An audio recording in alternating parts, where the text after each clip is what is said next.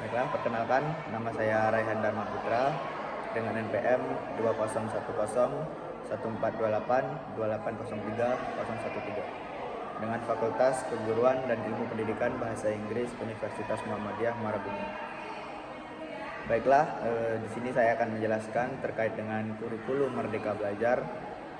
Selanjutnya, di sini saya juga akan menjelaskan tentang ATP ataupun alur tujuan pembelajaran SMA fase F, yaitu kelas 11 dan kelas 12. Setelah diketahui bahwa Menteri Pendidikan, Kebudayaan, Riset, dan Teknologi, yaitu Bapak Nadiem Karim, telah meresmikan kurikulum baru, yaitu di tahun 2022. Untuk itu, saya akan menjelaskan kurikulum Merdeka Belajar ini di SMA fase F. Untuk itu, mari simak penjelasan saya berikut ini. Capaian pembelajaran fase F SMA kelas 11 dan kelas 12. Pada akhir fase F, peserta didik menggunakan teks lisan, tulisan, dan visual dalam bahasa Inggris untuk berkomunikasi sesuai dengan situasi, tujuan, dan pemirsa ataupun pembacanya. Di sini berbagai jenis teks seperti narasi, deskripsi, eksposisi, prosedur, argumentasi, diskusi, dan teks asli menjadi rujukan utama dalam mempelajari bahasa Inggris di fase ini. Ada juga peserta didik yang menggunakan bahasa kontekstual. Mereka membaca teks tulisan untuk mempelajari sesuatu, untuk mendapatkan informasi dan kesenangan. Pemahaman mereka terhadap teks tulisan semakin mendalam, serta visual dalam bahasa Inggris yang terstruktur dengan kosakata yang lebih beragam. Di sini ada bagian A, yaitu menyimak dan berbicara. Pada akhir fase F, peserta didik menggunakan bahasa Inggris untuk berkomunikasi dengan guru, teman sebaya, dan orang lain dalam berbagai macam situasi dan tujuan. Adapun yang kedua di sini adalah membaca dan memirsa. Pada fase F ini, peserta didik membaca dan merespon berbagai macam teks seperti narasi, deskripsi, eksposisi, prosedur, argumentasi, dan diskusi seperti yang saya jelaskan di atas tadi. Kemudian di sini ada C, menulis dan mempresentasikan. Peserta didik di sini ditujukan untuk menulis fiksi dan faktual secara mandiri serta menunjukkan kesadaran peserta didik terhadap tujuan agar target pembaca mereka membuat perencanaan, menulis, menganalisis, menulis berbagai jenis TP dengan menunjuk strategi koreksi diri. Baiklah, di sini selanjutnya yaitu ada alur dan tujuan pembelajaran bahasa Inggris fase F SMA kelas 11. Di sini ada tujuan pembelajaran. Tujuan pembelajaran itu berdasarkan dengan aktivitas berpikir berjenjang C1 sampai C6.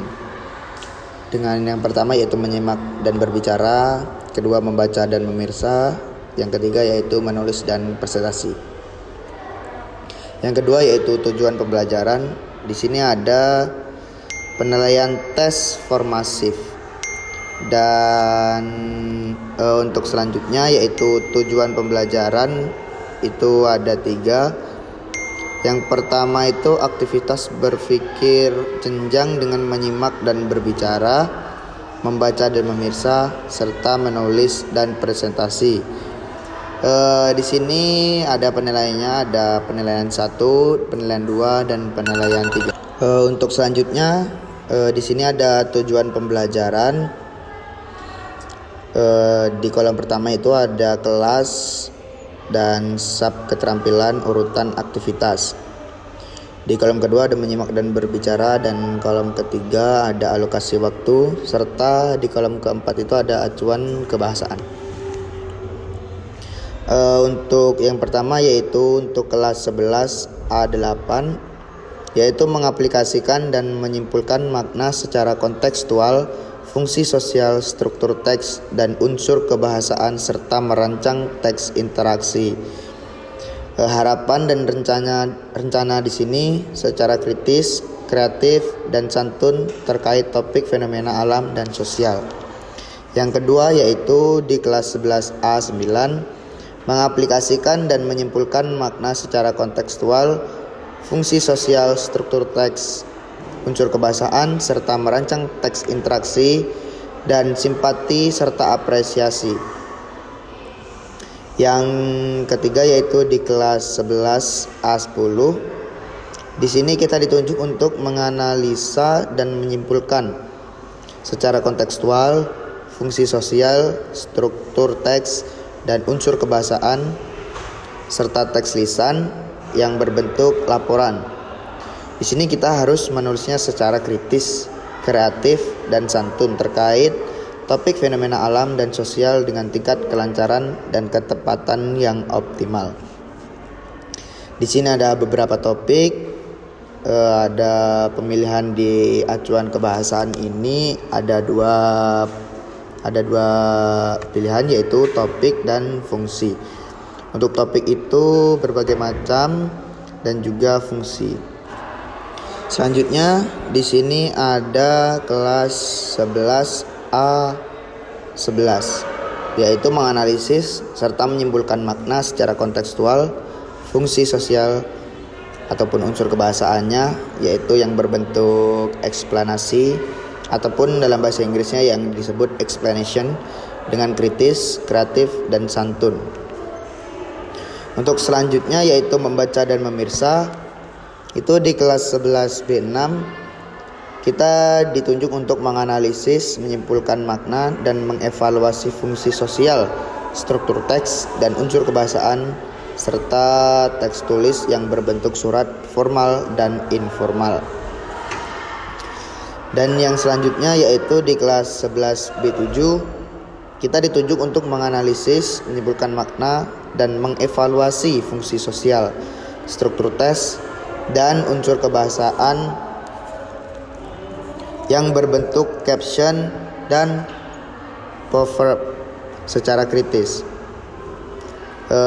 Yang selanjutnya yaitu menganalisis, menyimpulkan makna, dan mengevaluasi fungsi sosial, struktur teks, dan unsur kebahasaan, teks lisan dan tulisan berbentuk laporan secara kritis, kreatif, dan jujur. Untuk selanjutnya di kelas 11 B9 kita ditunjuk untuk menganalisis, menyimpulkan makna, dan mengevaluasi fungsi sosial, struktur teks, dan unsur kebahasaan teks lisan dan tulisan berbentuk eksplanasi secara kritis, kreatif, dan jujur terkait topik fenomena alam dan sosial sesuai dengan konteks penggunaannya dengan tingkat kelancaran dan ketetapan yang optimal. Baik, di sini selanjutnya yang bagian 3 yaitu menulis dan mempresentasikan. Pada kelas 11 C6 kita ditunjuk untuk merancang dan mempresentasikan teks tulis berbentuk surat formal dan informal terkait topik kegiatan akademis, perkantoran, dan sosial kemasyarakatan dengan memperhatikan fungsi sosial, struktur teks, dan unsur kebahasaan sesuai konteks secara santun, kritis, kreatif, dan mandiri. Baiklah, untuk selanjutnya yaitu di kelas 11 C7 kita di sini ditujukan untuk merancang dan mempresentasikan teks tulis yang berbentuk caption dan proverb terkait topik yang berjudul fenomena alam dan sosial. Di sini kita harus memperhatikan yang pertama yaitu fungsi, yang kedua struktur teks, dan yang ketiga adalah unsur kebahasaannya. Yang selanjutnya yaitu merancang teks tulis dan mempresentasikan secara lisan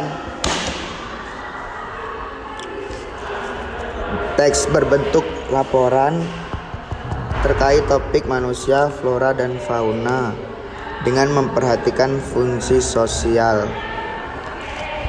Untuk yang bagian terakhir yaitu ada kelas 11 C9. Di sini kita dianjurkan untuk merancang teks tulis dan juga mempresentasikan secara lisan yang teksnya itu berbentuk eksplanasi dengan judul fenomena alam dan sosial. Yang pertama itu yang harus diperhatikan adalah fungsi sosial, struktur teks, dan unsur kebahasaannya itu sendiri. Baiklah. Baiklah, hanya itu saja yang dapat saya sampaikan, dan itulah ATP atau alur tujuan pembelajaran yang dapat saya jelaskan. Mungkin ada kesalahan, mohon dimaafkan. Sekian dari saya, wabillahi taufiq wal hidayah. Assalamualaikum warahmatullahi wabarakatuh.